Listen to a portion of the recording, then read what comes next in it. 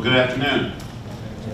On behalf of Lieutenant General Todd Semonite, our Chief of Engineers, and Brigadier General Tom Tickner, our Commanding General of our Pacific Ocean Division in Hawaii, I bring you greetings, and certainly thank you for the opportunity to join me today.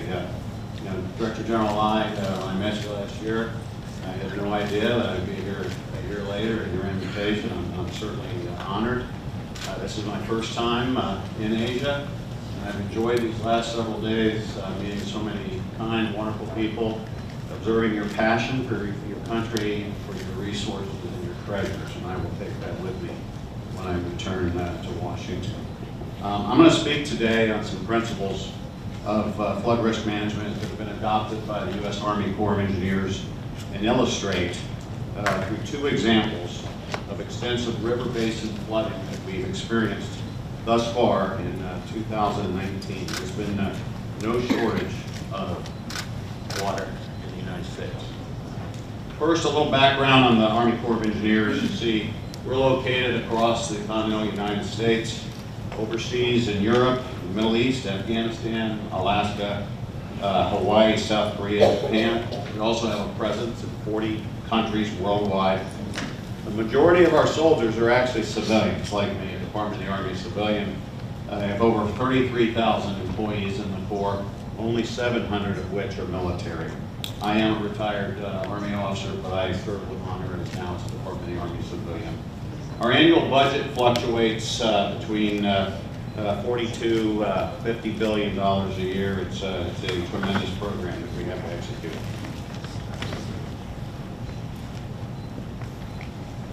There we go. We have 6 major mission areas in the Corps: military, international, interagency, civil works, which is our primary water resources arm, geospatial, research and development component, and then contingency ops, my area. I support both military missions and civil works because I have equities in the mission areas. Our National Flood Risk Management Program is within civil works, but managed by me. As the Director of Contingency Operations and Homeland Security, I support military contingency operations overseas, and as well all hazards contingencies ranging from flooding, tornadoes, wildfires, ice jams, just to name a few. I'm also charged to monitor the resilience of our critical water resources infrastructure, which consists of over 700 dams and numerous locks and other features associated with water resources. In the United States, attitudes and approaches toward flood risk management have evolved over time. Historically, our view and understanding of flood risk has shifted, both as a country and as an agency. We've gone from living with floods to making beneficial use of floodplains for agricultural purposes. But as agriculture increased, so were communities in the floodplains. In the late 1800s, policies spoke of flood prevention, in the early 1900s of flood control, and in the mid-1900s of flood reduction. And in the late 1900s, floodplain management became the focus, and now in the 2000s, flood risk reduction and management. Since Hurricane Katrina struck New Orleans in 2005 within the Corps of Engineers, we've focused more on the science of risk. And since Hurricane Sandy in 2011 struck our Atlantic coast, our focus has transitioned from risk to resilience. Resilience includes the traditional approaches that include techniques to withstand and prepare, approaches to adapt to change and recover quickly from disaster. Designing to adapt and enable a quick recovery is key, knowing that techniques to withstand and prepare will not always be enough. As an agency, the Corps of Engineers has many mission areas that must be balanced. Multiple mission areas relate in some way to flood risk management. There can be tensions between them, I assure you. This means flood risk management decisions cannot be made in isolation or a vacuum. We're moving toward risk-informed decisions, which are different than risk-based. Informing decisions help us retain context and purpose for any given situation or mission.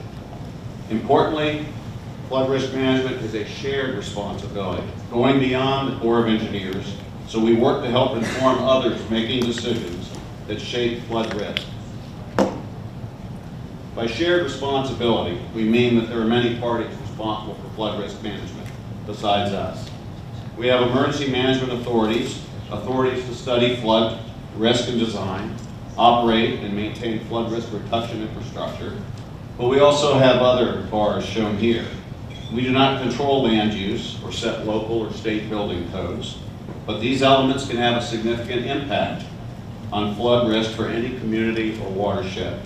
Importantly, no matter how hard people work, the risk is never zero.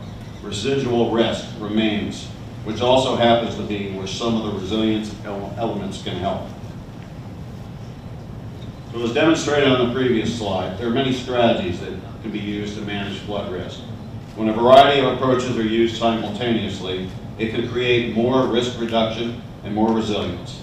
The all of the above approach includes multiple lines of defense, multiple strategies and measures to reduce and manage flood risk in an area. It also demonstrates the requirements for working together across disciplines and including all relevant parties and partners in order to create a comprehensive solution that can be successfully implemented. The one thing I've learned in Taiwan this week is you do not have as much land and trade space inland. I take away a greater appreciation for that.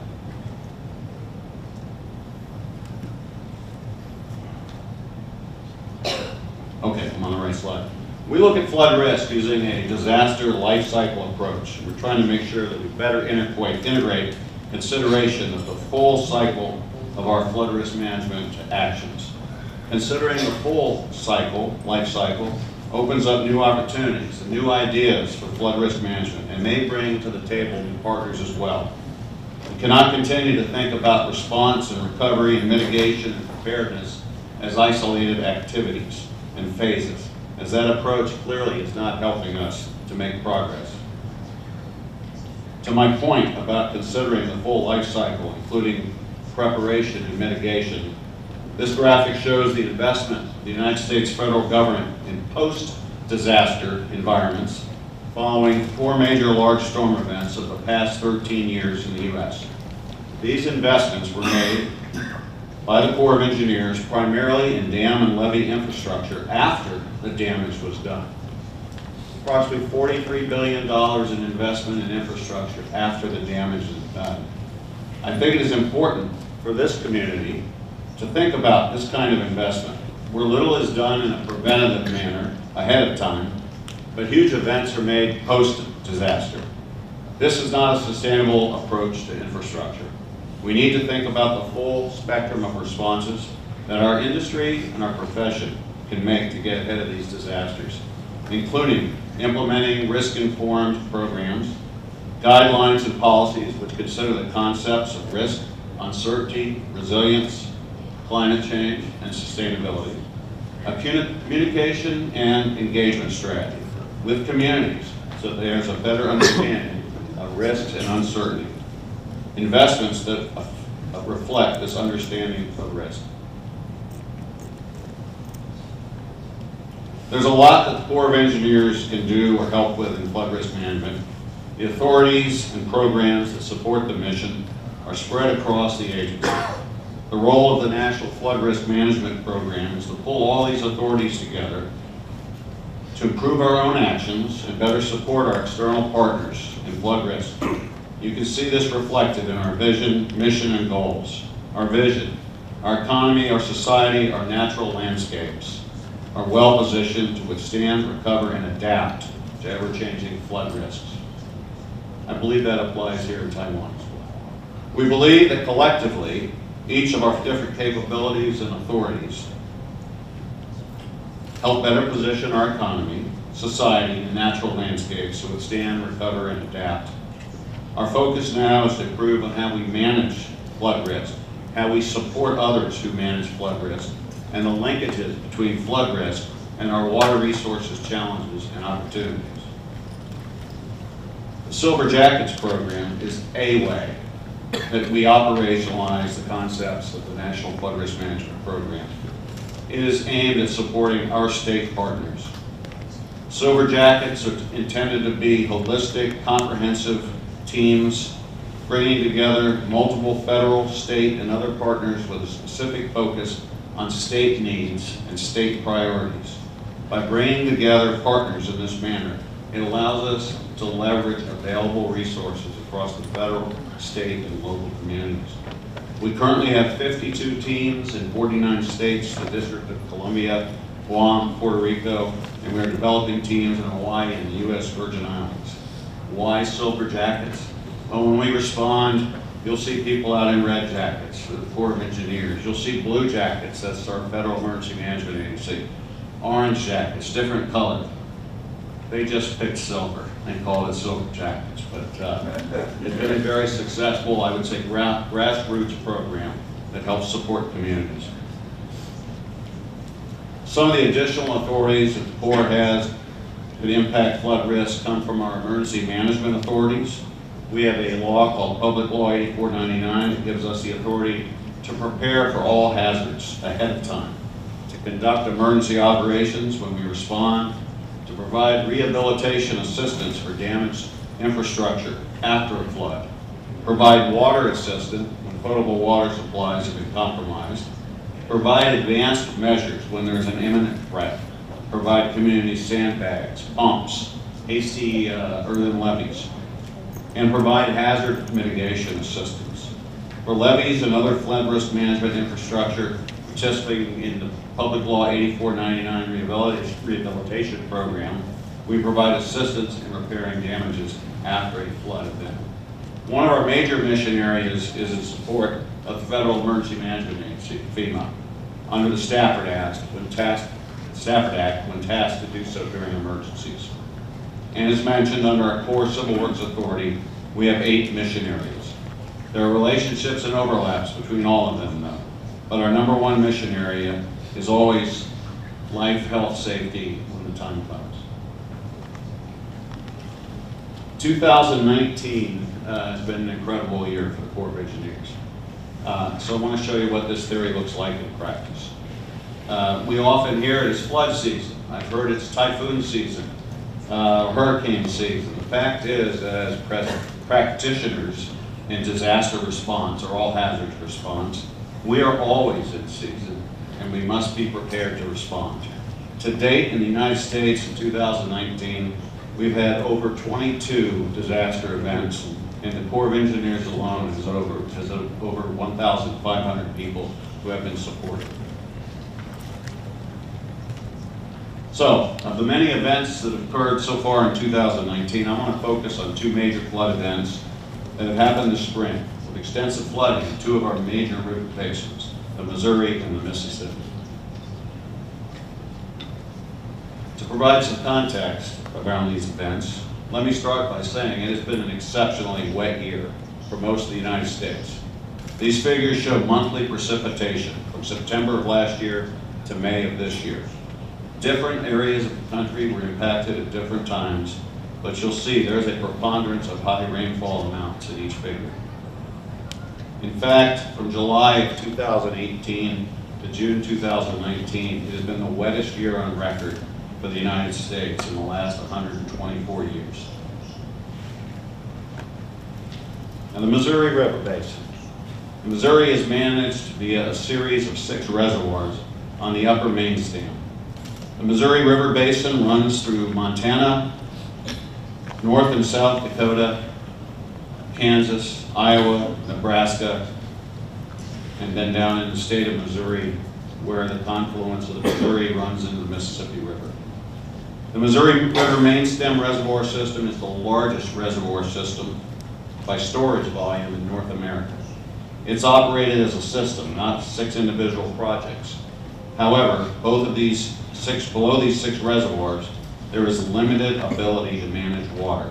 And unfortunately, most of the rainfall and snowmelt this year has occurred below all 6 of these reservoirs, limiting our ability to manage these flood events. During a flood event, life, health, safety is primary. However, when not operating flood conditions, there are 8 unauthorized purposes. I visited one of your reservoirs yesterday, and I learned it is a multi-purpose reservoir as well. For flood control, we must have empty space in reservoirs. The Between the 6 reservoirs, there's a total capacity of 72+ million acre-feet, of which 16+ million acre-feet are designated for flood control storage. We evacuate all the stored flood water by the start of the next runoff season, which begins on 1 March, to ensure that we start each flood season with the capacity to store 16+ million acre-feet. Providing significant flood damage reduction cannot eliminate all flooding, though. We've experienced significant unregulated runoff from tributaries that do not have any reservoirs or dams on them. For navigation, the navigation channel extends from Sioux City, Iowa to St. Louis. That's in the lower Missouri River Basin. Hydropower is marketed by one of the federal government's power administration. Irrigation to support recreation, water supply, water quality. Fish and wildlife is also a primary purpose. And then threatened and endangered species. We have to balance the needs of all of these, and it's difficult to do. 3 of the 6 reservoirs have the highest storage capacity in the continental United States, and we're able to hold back massive quantities of water. Again, when that water occurs, though, either via rainfall or snowmelt upstream of the reservoir, and in addition to the 6 reservoirs that are on the main stem of Missouri, we have 2 tributary river systems, the Osage River Basin in Missouri and the Kansas Basin in Kansas. They can also provide considerable flood control for the lower river and did so in April and May of last year. There are federally authorized and constructed levees along the Missouri River, but these were not constructed as a system and are not continuous. So this graphic shows the portions of the Missouri River watershed that feed into one of the reservoir systems previously described, and this system captures runoff from approximately half of the basin. A variety of events contributed to keeping water levels extremely high for a long period of time. Of particular importance is the fact that the entire basin experienced significant amounts of rain and snow, significant amounts that occurred downstream of those 6 reservoirs, where there were minimal options for managing the runoff. Note, you'll see up there the term flood bomb cyclone. I think I went too far. Or not far enough. You'll see the term bomb cyclone.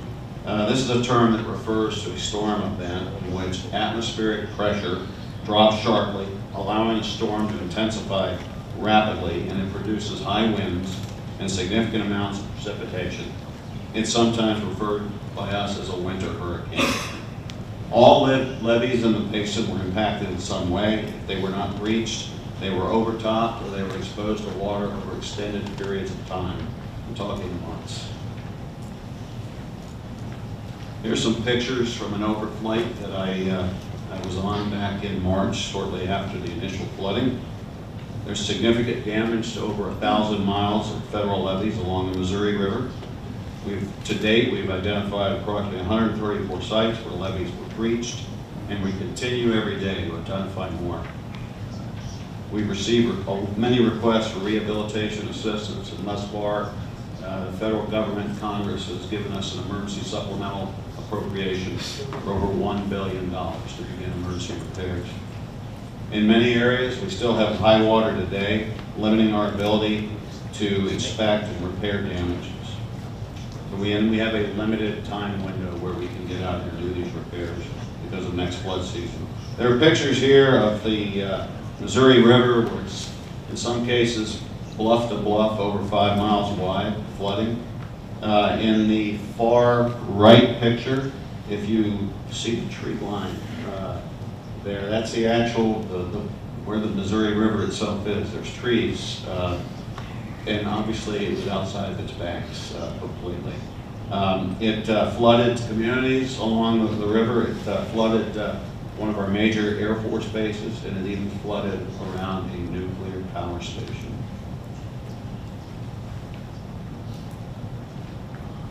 Now the Mississippi, another basin where we've been in a prolonged flood fight. The Missouri River flows into the Mississippi River vicinity of St. Louis. The Mississippi River Basin is the 4th largest basin in the world after the Amazon River Basin. It drains approximately 1.2 million square miles.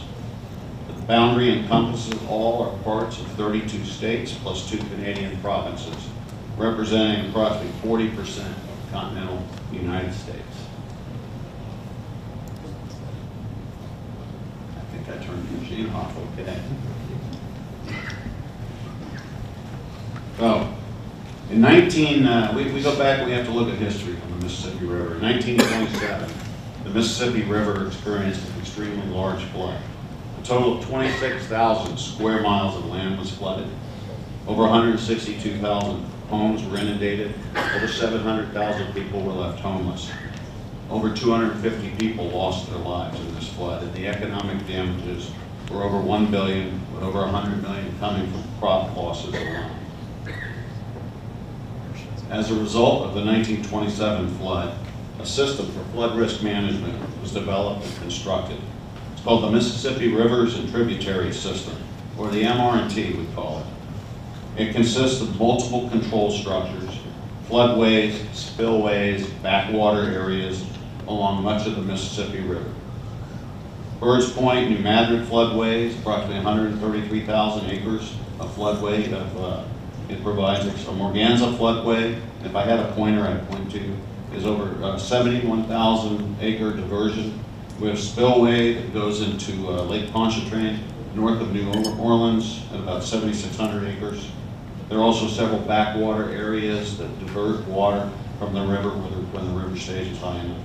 Unlike the Missouri River, where we have the 6 upper stem reservoirs, the MR&T system gives us the ability to more completely manage the water in the Mississippi River Basin when needed. There are no dams. There are no dams along the Missouri River Basin. The flooding along the Mississippi in 2011 was very similar to the 1927 flood, but you'll see here on the map, there were less than 10,000 square miles of land flooded in this event, no deaths.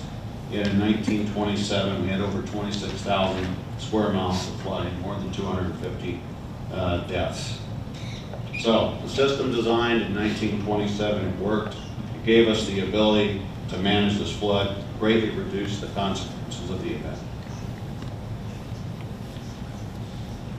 Similar to the Missouri River flooding, the Mississippi River flooding was not caused by a single event.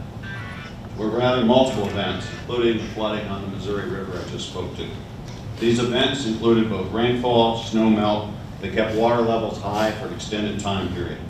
The duration of this flood broke records that have been held since 1927. The duration of flooding set records in multiple locations along the river.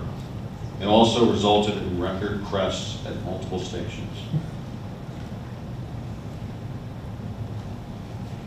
Next couple slides are simply just going to show you the geographical extent of the flooding. This shows the confluence of the Mississippi and Missouri rivers during a quiet period back in June of 2015.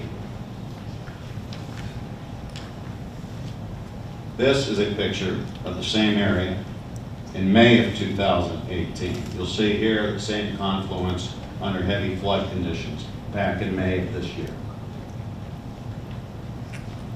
So without flood conditions, with flood conditions, significant difference. In the lower Mississippi, this shows what it looks like when it is not flooded. The outflow of the Mississippi goes into New Orleans, Louisiana, then out into the Gulf. And this shows the lower Mississippi during active heavy flooding back in March of this year. No flooding, heavy flooding this year. Significant difference. So some of these features that I talked to of the MR&T, the Mississippi River and Tributary System, include, as I said, some floodways, spillways. The top left photo shows the Birds Point, New Madrid floodway being operated during the flood of 2011.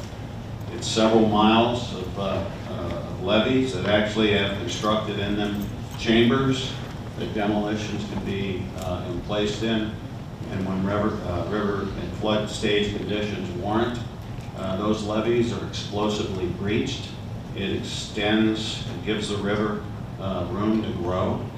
And the benefit of that is that while we know we have to accept flooding in certain areas, we at least know where the flooding is going to be versus the outcome. If we would not exercise that floodway, we would have uncertainty as to where the flooding would be farther down the river. The bottom left photo shows a Morganza spillway being opened during the 2011 flood. And the photo on the right shows the spillway once it's completely open and operating. And the purpose of the Morganza floodway is to divert water from New Orleans. Ultimately, that's the prize. We cannot have New Orleans, which is below sea level, flooding. Another feature is called the Bonnie Carey spillway. It was actually operated twice during spring of 2019, the first time since it was completed in 1931. In this case, we were able to manage the floodwaters by operating only Bonnie Carey, but both the Birds Point, New Madrid floodway and Morganza floodway came close to being operated. But we were able to bring relief of the river by opening the Bonnie Carey. By opening the Bonnie Carey, it diverts waters into a large lake in Pontchartrain just north of New Orleans. So, lessons learned from all of this. We experienced two different floods events in two different basins. We've been able to observe major differences between them. Both were long duration. They were total basin floods that set multiple records for duration and crest height. Much of the differences, though, come from the systems in place to manage in each basin. In the Missouri, we have that system of reservoirs to store water in the upper Mississippi, but very little to manage the water downstream of these reservoirs. In the Mississippi, we have a system that was developed after a major flood in 1927 that provides protection to much of the basin using multiple approaches. Though we knew this prior to the latest round of flooding, it has certainly emphasized that flood risk must be managed in a multidisciplinary way. This involves working across multiple disciplines and programs, not just within the Army Corps of Engineers, but with other and our federal, state, and local government partners. Strategically, developing relationships with partners prior to a flood enables more effective and successful management efforts during a flood. It's called making a friend before you need a friend. And I'm here today to be your friend. I'll take some friends home with me. It's also important to think ahead and anticipate how conditions might change and what decisions might need to be made in the future. This was very critical as we went from strong storm systems to strong storm system this year and evaluated how new threats would impact our management actions. It's also important to build capacity to manage multiple events at once. We just experienced a very complex tropical system, Hurricane Dorian, that at one point was projected to completely hit the East Atlantic side of the Florida Peninsula, across the peninsula, exit into the Gulf of Mexico, where who knows where it would go. It ultimately, though, it struck the Bahamas with devastating consequences, and then at that point it turned, and at any given time we had to be prepared potentially for a strike, Florida, South Carolina, North Carolina, and up. It eventually hit the Outer Banks of North Carolina, but it extended our federal and state resources because we had to keep repositioning assets. And at one time we thought it was going to hit Puerto Rico and the Virgin Islands. And after the experience of devastating hurricane in Puerto Rico and Virgin Islands in 2017, we were determined to be able to be there with the citizens of the Commonwealth of Puerto Rico, and we had a lot of assets pre-positioned there that we had to reposition. It was quite a complicated storm. But I said, you have to anticipate, and you have to build capacity to manage multiple events at once. We've had two basins involved in large flood events simultaneously, so we've had to contend with additional events in the form of tropical storms occurring. There's a tropical storm and a hurricane out in the Atlantic now that I'm monitoring. And finally, remember that no matter how much you prepare, nature has the final say. And and that is who we must be prepared to address. I only spoke to it a small bit, but when I met Director General Lai, I spoke a lot about Puerto Rico and the challenges of Puerto Rico and the Virgin Islands. And I also spoke to some of the hurricanes we had last year striking our Atlantic coast in North South Carolina and down in the Panhandle of Florida. Two completely different events. We had a rain and a flood event in the Carolinas, and we had a wind event with extensive damage in the Panhandle. In Puerto Rico, we had an island that was hit by a Category 5 hurricane from east to west, hit the whole island, completely knocked out the electrical power grid, took roofs off of homes, dropped bridges, completely destroyed infrastructure, water, wastewater systems. And the challenge there was Puerto Rico had very little to no capacity or capability themselves. So everything that we did, we had to get on this island. And we got there via barges and aircraft once the airports were open. And it took an extensive amount of work. Not to mention having to restore the power grid, which is something the Corps did, not a mission that we normally undertake, but being part of the U.S. Army, we don't get to pick and choose our missions when they're assigned, but we do execute them. So, I think I mentioned the Corps has been around 244 years. The history of the Corps of Engineers is the history of our nation. We're actually 1 day younger than the Continental Army of the United States. It was created in June of 1775. We're very proud of that. Much of critical and significant historical infrastructure across the United States was built by the Corps. You see here the Washington Monument, Pentagon, Panama Canal, Bonneville Dam, a major hydroelectric plant, and the Kennedy Space Center. And then lastly, you'll see there's a fossil for a Tyrannosaurus rex there on the left that was found on poor land up in Montana. It's the largest, most intact find of a fossil of Tyrannosaurus rex, and it has been put together, and we've actually donated to the Smithsonian Institute in Washington for 50 years. And I've been to the exhibit. They completely redesigned their exhibit. So if you come to the United States from Washington, D.C., go to the Museum of Natural History and meet the Tyrannosaurus rex. So the Army Corps of Engineers, why are we involved in water resources? Well, when the nation was first developed, the Corps was sent out to survey and map and chart the way ahead toward the west. We were involved in opening routes, waterways, harbors, and we continue to do the same today, and are proud to do so. In conclusion, I would just like to say the castle is the symbol of the Corps of Engineers. It's strong, it's resolute, but all castles must stand on a strong foundation. And for us, to us it means we just need to do things to the highest standard every day deliver the program. And we serve the nation, and that allows us to do it. So that concludes my presentation. Thank you for your attendance again, Director General. Thank you so much for the opportunity.